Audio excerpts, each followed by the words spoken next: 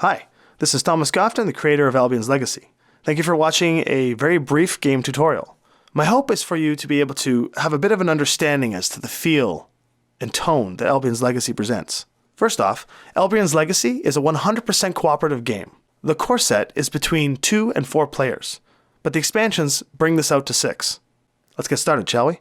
Let's start with the contents of the game, the setup, and then we'll go over some basic rules of play. First is the main game board. This will be approximately 300mm by 270mm in size, and 2mm thick, which is standard for gameplay boards. This is Castle Camelot. You start on the round table tile in the center. Beside the castle, there will be a despair track made of the same material. I would suggest putting this directly beside the castle so it's out of the way. Note, be careful not to block the exits from the castle. You'll be questing through them shortly. The next item should be your realm tiles. These 2-inch hexagon-shaped tiles are built with the same thickness as the main board. These tiles will be what you use to adventure through when you leave Castle Camelot. Make sure they are shuffled face down and placed off to the side. Note, the tiles will have regions on the back. These regions correspond to the regions on the main board. This will help guide you when you're scouting the realms beyond the castle. The next item is the virtue plaques. These are unique, one-of-a-kind powers your character can gain while questing. For the actual manufacture of the game, these plaques will be made 2mm thick and will fit on the official character boards. For the purpose of playtesting, they are a smaller deck of cards. Note, the virtues are a losing condition. Roaming threats, aka enemies, and other such cards such as encounters, will make you discard these. If the deck runs out, then Albion is wrought with despair and the game is lost. The next thing to do would be to separate the card decks and randomly shuffle them. Do this for all the decks, except for the artifact deck and the starting equipment deck, as they are not randomly drawn and do not require shuffling. The decks are built as follows. Starting equipment. These cards are either armor or weapons as indicated on the bottom of the card. Choose one of each of the themed cards and place them accordingly on your character board. Note, the type of armor or weapon for these cards do not make a difference mechanically. It's there just for the theme. These equipment cards indicate that they may be broken to prevent a wound. This is part of surviving combat, and I'll explain that during the gameplay portion of this video. The artifact deck is full of unique gear that is specific to individual characters. These artifacts may be won in-game by completing the personal quests on your character board. Every character has a personal quest and an artifact that corresponds.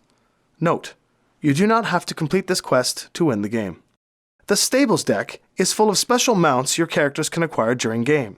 These cards usually take up one of the special slots on your character board and increase your movement. Note, you may only draw from this deck after you have received 1 quest token per player during play. The next 3 decks are part of a Spoils of War draw when you defeat roaming threats or enemy tokens in combat. There are other ways to draw these cards, but for now let's focus on what they do. The Armory deck is full of upgradable weapons and armor meant to replace your starting gear as you advance. The Relic deck is full of gear that do special things in the game. Finally, you have the Item deck. This deck is full of interesting one-off expandable items such as healing flasks and maps, which help you find the realms you need to complete certain quests. Items mainly take up special slots on your character board. The encounters are events that happen to your character as you travel across a road realm tile. Every key turn, when you pass a road, you must draw from the encounters deck. The Roaming Threats deck is filled with named villains, invading armies, and mythical beasts. Whenever a character scouts a realm tile and reveals a golden skull, they have triggered a roaming threat. These cards have all the rule alterations and stats you need to play out the scenario. Now that you have all of your decks laid out, on the opposite side of the castle as your despair track, it's time to separate all the little tokens into piles. The first batch of tokens are the despair tokens. For the purpose of playtesting, we used little yellow stones. These are fairly accurate to the final manufacture. These little stones will be placed on the despair track as you complete full player turns in the game called key turns. Note, if you fill up the despair track with these tokens, you lose the game. The next batch are the red tokens. They are called wound tokens. These are given to characters who lose a round in combat against a roaming threat. When your character receives 2 of these tokens, that character is defeated and discarded. You may choose a new character and continue on your next turn. Note, if an equal number of characters are defeated to your player count, the game is lost. This is the third and final losing condition of the game. What can help you win is your destiny tokens. These are the little clear tokens and have a spot on your character board. Every player starts with 3, unless otherwise stated, like with the Lancelot character who starts with 5. These tokens can be used in-game to alter your character's fate in combat, or used during encounters, or when attaining special gear. They are very limited and difficult to regain, so budget them wisely. The next batch of tokens are the quest tokens. During playtest, we used little blue stones, but the final manufacture of the game, we are making special coins. These tokens are a major part of winning the game. You need to collect 3 of these tokens per player to win. Note, when you have collected the required amount of quest tokens, there is one thing left to do to win. The other part to winning Albion's Legacy is to complete the major story quest. Each story quest has a number of story tokens shown here. During playtest, we used tiny green gems. For the actual game, there will be tiny metallic scrolls. On your story quest cards, there are missions and objectives to accomplish. As you complete your story quest, you gain the story tokens. When all story tokens are gained, and all quest tokens are gained, the game is won. Note, there is a race against the despair track, so budget your moves wisely. The last batch of tokens are the enemy tokens, and are covered with different kinds of symbols depicting different kinds of enemies. On one side of the token is the enemy type, and on the other side are the enemy's stats. When these enemy tokens are defeated, they may be collected to help gain more quest tokens, or discarded to gain a Spoils of War draw. So now we have our playing field set up. It's time to choose a character board. Select the character you want either by random or by favorite, or by discussing with your fellow players. Place your character board in front of you, and put 3 destiny tokens on it. Then select a starting weapon and a starting armor. You're almost ready to start. Finally, grab the corresponding standee and base that matches your character. For the purpose of playtesting, we used tiny Arthurian models. In the actual manufacture of the game, they will be cardboard tokens placed onto plastic triangle bases. The last part of the game's content are the fate dice and the key turn counter. During play, we used regular D6s and a small wooden cross. In the actual manufacture of the game, we'll be using custom resin D6s with special symbols themed to the game.